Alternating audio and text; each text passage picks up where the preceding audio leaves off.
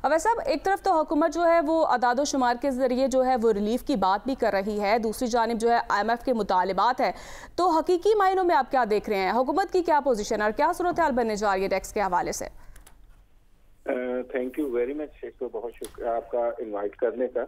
इस वक्त जो सूरत हाल है वो हम सबको क्लियर है कि IMF को उन्होंने अहदाफ पूरे करने हैं और उसकी वजह से गवर्नमेंट जो है वो इस वक्त एक्स्ट्रा रेवेन्यू मैयर्स के ऊपर सबसे ज्यादा काम कर रही है कि किस तरह से मजीद टैक्सेस लगाए जा सकते हैं, कहाँ पे रेवेन्यू जनरेट हो सकता है, क्या चीज हो सकती है। सेल्स टैक्स के ऊपर भी बात सुनने को आ रही है कि उसका रेट शायद 18% से 19% कर दें, जो ऑलरेडी बहुत ज्यादा है। तमाम प्रोफेशनल्स इसको कह रहे हैं कि ये तो महंगाई क्योंकि पहले ही बहुत ज्यादा है तो इसको मजीद नहीं छेड़ना चाहिए। इसी तरह जो नॉर्मल टैक्सेस जो ऑलरेडी सैलरी क्लास के ऊपर ऑलरेडी बहुत ज्यादा बर्डन डाला हुआ है, उसकी भी कोई रिड्यूस होने की कोई बात अभी तक सुनने को नहीं आ रही, क्योंकि गवर्नमेंट जो है वो फोकस हो रही है कि किसी भी तरीके से हम मजीद क्या बढ़ा सकते हैं। क्योंकि जो उनका जो ख्याल था कि ताजिर दोस्त स्कीम के साथ हम कोई बहुत ज्यादा रेवेन्यू कलेक्ट कर लेंगे, नए टैक्स पेयर्स बना लेंगे, उस पर कोई खातिर खा कामयाबी नहीं हुई गवर्नमेंट को। तो इसकी वजह से तो इस वक्त जो हमें यही नजर आ रहा है कि ये कुछ विदहोल्डिंग टैक्सेस के रेट्स बढ़ाने की बात करेंगे, मे भी कुछ प्रॉपर्टी के ऊपर मजीद टैक्स रेट बढ़ाने की बात करें और सेल्स टैक्स के ऊपर रेट बढ़ाने की बात हो सकती है। तो गवर्नमेंट तो इस वक्त ज्यादा फोकस जो नजर आ रही है वो टैक्स रेट बढ़ाने की बातें हो रही है, जो शायद इस वक्त जो मुल्क की सूरत हाल है जिसमें कारोबार को पहले ही बहुत मुश्किलात आ रही हैं और इकोनॉमी स्लो डाउन हुई है, लोगों पे इन्फ्लेशन की वजह से बहुत मुश्किल हुआ है, तो उसमें ये जो इंक्रीज नजर आ रही है इसका बिल्कुल। लेकिन हुकूमत तो ये कह रही है कि तो महंगाई जो है वो तो 17% तक आ गई है। सही मायनों में लगता है आपको? नहीं, देखें महंगाई ये जो 17% वो कह रही हैं, ये टैक्सेस वाली महंगाई की नहीं बात कर रही, ये वो बात कर रहे हैं कि हमने क्योंकि डॉलर का रेट को थोड़ा सा रोका हुआ है तो इंपोर्ट की जो प्राइसेस है वो नहीं बढ़ रही, या ऑयल की प्राइसेस को जहां पे था वहां पे रोका हुआ है, तो उसके इम्पैक्ट की वजह से जो महंगाई आती थी वो है। लेकिन जो टैक्सेस की वजह से आनी है चीजें, वो तो अब बजट के अंदर अगर कोई चीज इंक्रीज होती है तो उसका इम्पैक्ट 1 जुलाई से ऑनवर्ड जो होगा वो आना शुरू हो जाएगा। जो इस वक्त गवर्नमेंट को सबसे ज्यादा फोकस करने की जरूरत है कि सेल्स टैक्स का रेट बहुत ज्यादा, देखें आप कोई भी चीज खरीदती हैं, आप जूता खरीदती हैं, आप कपड़ा खरीदती हैं, आप कोई भी और खाने पीने की कोई भी ये पैक फूड खरीदते हैं, तो सारे के ऊपर 18% टैक्स है जो गवर्नमेंट लेती है। तो उसका अगर गवर्नमेंट रेट कम करती है तो उसका फायदा तो हम जैसे आम इस्तेमाल करने वाले तमाम लोगों को होगा ना। वो अगर 2% भी कम कर देगा तो वो उसका फायदा जो है वो नीचे पास ऑन हो जाएगा। और उस 18% के रेट को इस वक्त गवर्नमेंट को बहुत देखने की जरूरत है, जिसका फायदा आम आवाम, गरीब आवाम जो आम इस्तेमाल की चीजें हैं उसके ऊपर उनको फायदा होगा, तो उसको देखने की जरूरत है इस टाइम। वैसा ये भी फरमाइएगा जिस अभी आप वैसा ये बताइए कि जो इस वक्त टैक्स के हवाले से जो टैक्स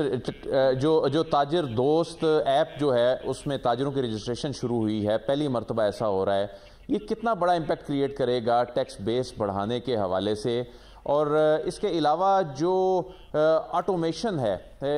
किस हद तक ज़रूरत है? हम ऑलरेडी ऑटोमेशन पे हैं तो सही है, हमारा जो FBR है इकदाम कर रहा है, डाटा शेयरिंग भी हो रही है, बैंकों के साथ हो रही है, मोबाइल कंपनियां जो हैं उनके साथ डाटा शेयरिंग हो रही है। मजीद इस हवाले से क्या करना होगा कि जो कहा जाता है कि जो ऑटोमेशन पे जाएंगे तो ये टैक्स बेस है इसको बढ़ाने में मदद मिलेगी? लेकिन ये दो अलहदा बातें हैं। एक पहली बात है ऑटोमेशन की, तो इसमें कोई शुबा नहीं होना चाहिए हम सबको कि आज हमारा जितना बड़ा नंबर है, जितनी बड़ी आबादी है, अगर आपने टैक्स नेट बढ़ाना है तो ऑटोमेशन की जरूरत है, उसको इस्तेमाल करने की। आपने बिल्कुल सही फरमाया कि हम तो पहले ही ऑटोमेशन है। हाँ, वो क्या ऑटोमेशन है कि हमारे पास डेटाबेसेस मौजूद हैं। हमें पता है आज जितनी प्रॉपर्टी की ट्रांजैक्शंस होती हैं, सेल की होती है या परचेज की होती है, हर ट्रांजैक्शन के ऊपर एक टैक्स जमा होता है जिसका रिकॉर्ड FBR के जो सिस्टम है, डेटाबेस है, उसके अंदर फौरन आ जाता है। अब क्या FBR उस डेटाबेस को इस्तेमाल करता है या नहीं करता, ये दूसरा क्वेश्चन है। वन, और टेक्नोलॉजी के हवाले से उस बड़े डेटाबेस को उसके बाद उसके तरीकाकार होता है कि उसना जो जब आपके पास बड़ी डेटाबेसेस होती हैं तो उनको फिल्टर करना होता है, उस डेटा को काबिल इस्तेमाल बनाना होता है। तो अभी तक FBR को उस तरफ काम करने की जरूरत है कि जो इंफॉर्मेशन आ चुकी है उसको किस तरह वो काबिल इस्तेमाल बनाए, नंबर वन।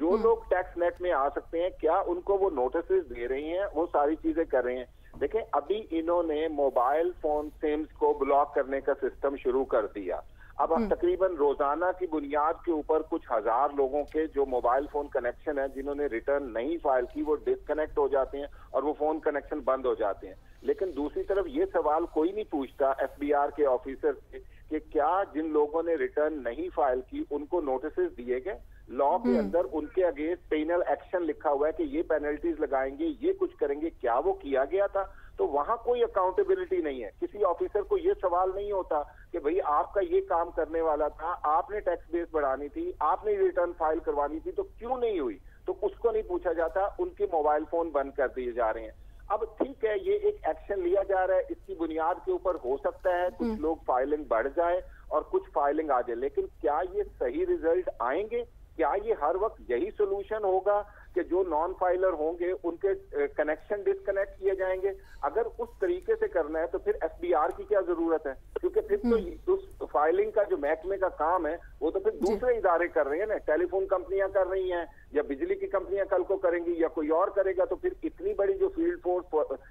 एफबीआर की रखी हुई है वो कहाँ जा रही है और वो कितना काम लेके आ रही है? तो ये सबसे ज्यादा, क्योंकि टैक्स नेट उसी दिन बढ़ेगा जिस दिन फेडरल बोर्ड ऑफ रेवेन्यू के ऑफिसर्स जो हैं वो बाहर निकलेंगे अपने ऑफिस से, वो बाहर मार्केटों को देखेंगे, कहां कहां जाके क्या फ्लॉ है, वहां पे वो जाके, हमारे लॉ के अंदर लिखा हुआ है कि हर बिजनेस पे, हर दुकान के ऊपर नेशनल टैक्स नंबर का सर्टिफिकेट डिस्प्ले होना चाहिए। तो आप बताएं कितनी दुकानों के ऊपर डिस्प्ले है और किसने आके देखा कि अगर ये नहीं डिस्प्ले हुआ तो उसके ऊपर कोई पेनल्टी लग सकती है, उसके ऊपर कोई नॉन कंप्लायंस हो सकती है? तो वो तो कोई नहीं देख रहा होता। अवैस साहब ये भी बताइएगा,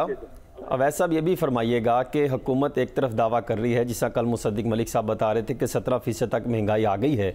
उनका ये ख्याल है कि मजीद आने वाले दिनों में महंगाई को कंट्रोल किया जाएगा, मजीद नीचे आएगी।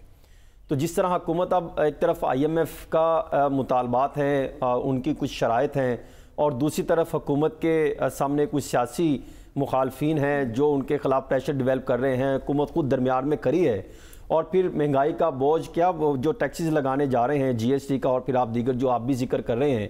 तो फिर ये महंगाई का तूफ़ान किस हद तक जाएगा और हुकूमत किस स्टेज पर है इस चीज़ का मुकाबला करने के लिए? देखिए, एक बात पहले समझने वाली है कि एक तो महंगाई का जो रेट है, जिसे हम इन्फ्लेशन रेट कहते हैं, जिसको ये कह रहे हैं पॉलिटिकली कि ये अब कम होता जा रहा है, इसका ताल्लुक अभी ये टैक्सेस के साथ नहीं है। इसका ताल्लुक है कि अवाम के पास कितना अवेलेबल पैसे हैं, जिसकी वजह से उनकी कुव्वत खरीद क्या है और वो क्या हो रहा है। देखिए, लोगों के पास, आपको ये पता है कि गवर्नमेंट ने इंटरेस्ट रेट हाई किए हुए हैं। अगर किसी के पास पैसे हैं तो उसने बैंक में रखे हुए हैं और वो इंटरेस्ट अर्न कर रहा है। नंबर वन, वो अपनी चीजों को खरीदारी नहीं कर रहा। दूसरी तरफ एक गरीब तबका है जो जिस रेट के ऊपर चली गई है उसकी कुव्वत खरीद कम होती जा रही है। जब मैं लोगों के पास कुव्वत खरीद नहीं होगी, उनके पास कैश फ्लो अवेलेबल नहीं होगी, तो चीजें नहीं बिकेंगी, तो इन्फ्लेशन तो ऑटोमेटिकली कम हो जाएगी। तो हम ये जो बेनिफिट, ये जो रिड्यूस कर रहे हैं, ये मॉनेटरी पॉलिसी की वजह से कर रहे हैं कि जिसकी वजह से हमने इंटरेस्ट रेट बढ़ाए हुए हैं। इंटरेस्ट रेट बढ़ाने से हम अपने इन्फ्लेशन को कंट्रोल करके और इन्फ्लेशन नीचे ला रहे हैं। लेकिन इसके साथ साथ कभी हम ये नहीं देखते कि लोगों की कुव्वत खरीद खत्म होती जा रही है। लोगों के पास तो खाने के पैसे नहीं रह रहे। तो यानी जिस महंगाई के जिस लेवल के ऊपर हम पहुंच चुके हुए हैं, दूसरी तरफ आपने लोगों के रिसोर्सेज को श्रिंक कर दिया है कि लोगों के पास अवेलेबल कैश कम हो गया है, जिसकी बुनियाद के ऊपर आपकी, क्योंकि कुव्वत खरीद कम हुई है तो चीजें बिक कम रही हैं, बिकनी कम हो रही है, तो उसकी वजह से उसका इम्पैक्ट जो होगा वो कम हो रहा है। तो ये बेसिकली दूसरी साइडों से उसको सारे को वो कर रही है। और इसका टैक्सेस के साथ कोई भी रिलीफ, अभी तक कोई रिलीफ सामने आया ही नहीं है। इस वक्त तक गवर्नमेंट की कोई एक भी रिलीफ मैयर जो टैक्सेस, बिल्कुल अवैस साहब, जैसे आप कह रहे हैं कि टैक्सेस की भरमार है आवाम पर, लेकिन आपको क्या लगता है कि किन सेक्टर्स पर जो है वो टैक्स लगाने की जरूरत है? देखिए, इस वक्त तो बल्कि अगर जो IMF ने इनको कहा है कि इवन वो तो कहते हैं कि दवाइयों के ऊपर भी आप सेल टैक्स लगा दें। अभी यानी ये जो हम ये सुनने में आ रहा है कि इन्होंने पहले ये कहा कि जी अच्छा मेडिसिन तो क्योंकि जितनी है ये तो बहुत बुनियादी जरूरत होती है, वो चीजें होती हैं, लेकिन क्योंकि आईएमएफ की कंडीशन थी कि नहीं कोई भी टैक्स नेट से बाहर नहीं होना चाहिए तो हर चीज पे होनी चाहिए, तो उस पे फिर इन्होंने एक खबर आई कि अच्छा सिर्फ 200 आइटम, इन्होंने कहा कि ये जो लाइफ सेविंग ड्रग्स हैं हम 200 आइटम इनके ऊपर तो नहीं लगाते, लेकिन बाकी तमाम आइटम्स के ऊपर जो है वो सेल्स टैक्स लगा देंगे। तो अगर सेल्स टैक्स लग जाता है इसका मतलब है कि वो तो 18% दवाइयां महंगी हो जाएंगी, और अगर दवाई महंगी हो रही है तो इसका मतलब है कि बाकी जितनी भी चीजें हैं जो भी आपका यानी ऑलरेडी अगर टैक्स नेट में जीरो रेट, मतलब जैसे पैक दूध है या खाने पीने के कुछ आइटम है, तो ये सारे आइटम जो हैं ये फिर अगर इनके ऊपर टैक्स लग जाता तो ये तो 18% और महंगे हो जाएंगे। तो इससे महंगाई का एक एलिमेंट और बढ़ जाएगा अगर ये सारी चीजें इंप्लीमेंट हो जाती हैं जिस तरह की न्यूज आ रही है। तो आप वैसा ये भी बताइएगा, जिससे हमने बरामदात पर काफ़ी हद तक कंट्रोल रखा हुआ है, कुछ पाबंदियां भी हैं, तो डॉलर भी कंट्रोल है। आईएमएफ ये प्रोग्राम में जाने की शर्त जो सामने आ रही है कि हम मार्केट से ऐसी सूरत हाल और ऐसी पाबंदियों का खात्मा करें, तो अगर ये करते हैं तो फिर डॉलर कहाँ तक जाएगा? क्योंकि ऑटोमेटिकली जब जो पाबंदियाँ हैं, जो एक कंट्रोल है वो ख़त्म किया जाएगा और बरामदात को खोला जाएगा, तो फिर सिचुएशन कहाँ तक जाती दिखाई देगी?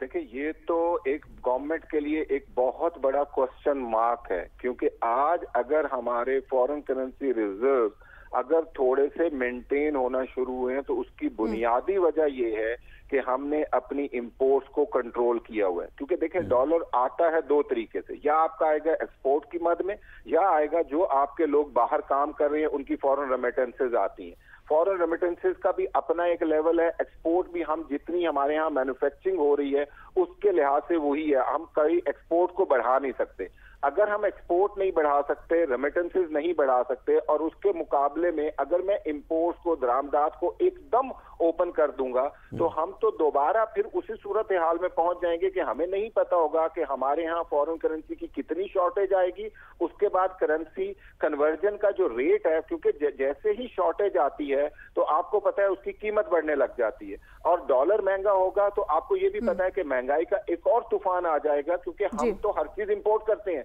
हम तो तेल भी इंपोर्ट करते हैं, हमारी जो बिजली बनती है वो जो तेल से बनती है हमारी तो वो भी इंपोर्ट होती है, और जैसे ही तेल महंगा होता है तो उसके साथ बिजली भी महंगी होती है, आपकी हर खाने पीने की चीज भी महंगी हो जाती है, आपकी क्योंकि प्रोडक्शन महंगी हो जाती है तो सारी चीजें होती हैं। तो जैसे ही डॉलर अनकंट्रोल हुआ तो आप तो दोबारा फिर उसी मसले का शिकार हो जाएंगे। तो इस वक्त ये सही है ये बात आपकी कि ये गवर्नमेंट के लिए, मैं इसलिए कह रहा हूं कि ये इतना बड़ा सवालिया निशान है गवर्नमेंट के ऊपर कि वो किस तरह इस आईएमएफ की कंडीशन से बाहर आती है,